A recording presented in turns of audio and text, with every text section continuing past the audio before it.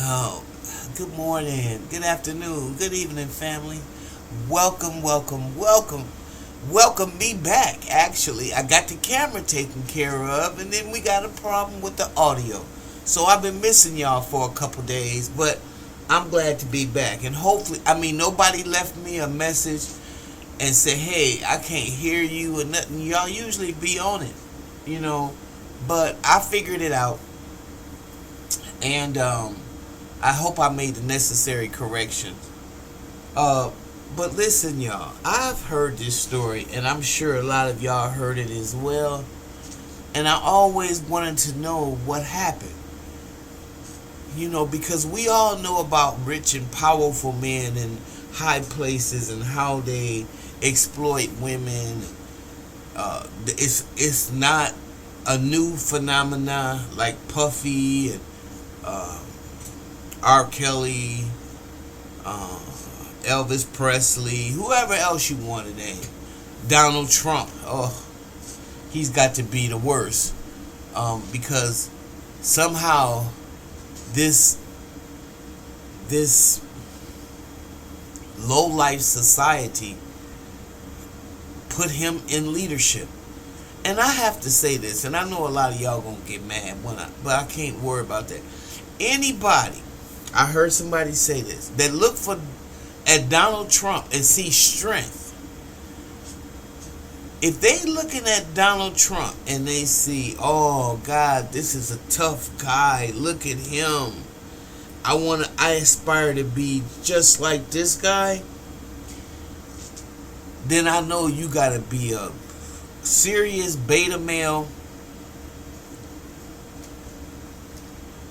Most women got more balls than you, and you are sad.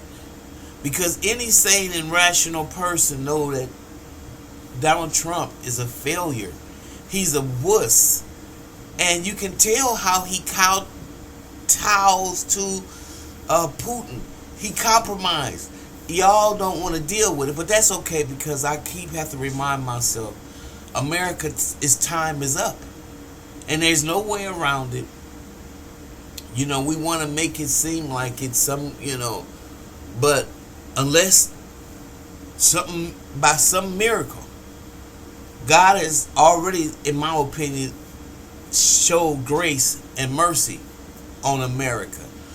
With her rotten ass history and mistreatment of the indigenous people on the planet, America should have been dissolved. Should have been gone. But by the grace and I think by the principles that you said you aspired to live by, but God know the heart of men, right? And what that means is your 250 years is up. You have to make a 360-degree turn and be on your knees every day repenting for how you treated the indigenous people of this land. And if you're not willing to do that and you still looking for out for your colonialism and of other people, instead of siding with the people that were oppressed, you tend to have sympathy for the oppressor, you're going to go right down the drain with them. A lot of people in America are leaving. And that's a whole nother story, but we'll talk about that. And the reason why is because they're seeing a decline of a society. Okay? Anybody can see it. We ain't never lived through no shit like this. We got a president who's a convicted felon. Just let that sizzle in your spirit for a minute. A damn president who is a convicted felon, a sexual deviant, and possibly a pedophile. Okay, you can't make this up. But dealing with the white man, you don't have to. Especially those that are not very evolved. It's just that simple. The only thing is, because like I said, it's a lot of people that got this deviant behavior. Black or white, it doesn't matter. The only thing is the power that this man has been bestowed upon him to run the America, lest you further know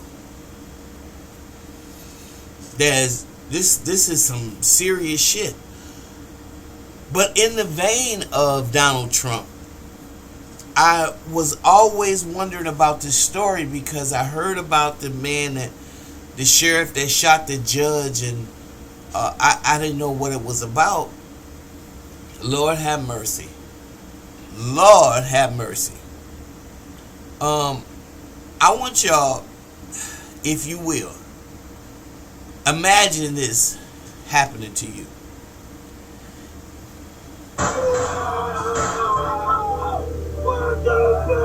Judge Kevin Mullins was shot and killed by the town sheriff in front of the camera in his office. He once turned the prison in Lectola County into a brothel to satisfy his and his nauseating friends' filthy fantasies.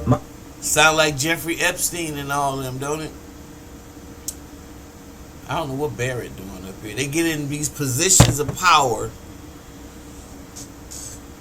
and especially the ultimate power,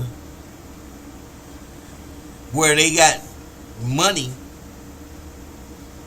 and they're capped there in the elite class and everybody else is a peon. You're really in trouble. Let's finish. Mullins and his friends organized such parties in the county prison and other buildings in town, selecting the female prisoners they wanted. As a reward for these women, he will shorten their sentences or alleviate any punishment they face. If these women are unwilling to participate or refuse, he will threaten them, either sentencing them to the maximum sentence or kicking them to their most painful place. On March 12th, Sheriff Marshall was invited to a party and discovered that his wife and daughter were also involved. His wife was beaten by Mullins for disobedience. Stop. One more time. It's bad enough that you having sex with this man's wife and got her tricking and all this kind of stuff or whatever. But you beating up the man's wife too? Now how mental is that? How can you beat the man's wife up? Lord have mercy. Okay. Let's go. Sheriff Marshall angrily questioned Mullins before taking his wife and daughter home. 2 days later, his daughter ended her life due to her inability to accept reality. Furious, Marshall rushed into Mullins' office, pulled out his weapon, and fired 3 shots in a row. He died before the police arrived. Now, Marshall is accused of first-degree murder. He may never see his family again. Do you think he is a hero or a criminal? Okay. I never knew that was the gist of that story.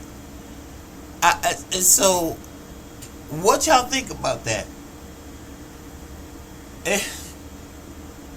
Lord knows, I'm sorry. I'm not laughing at the man and the situation. I'm saying the judge was killed by the sheriff because the sheriff was a pimp.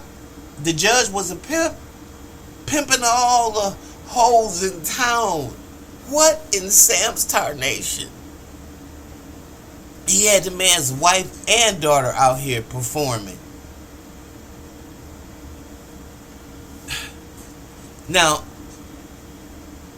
y'all say he got freedom of speech, freedom of behavior. Yeah, but some of the stuff that you do gonna really get you caught up, and that is one way I certainly wouldn't want to be. What say y'all? Is it me? Alright, if you like what you hear, subscribe and share my channel. And I'll see you in the next video.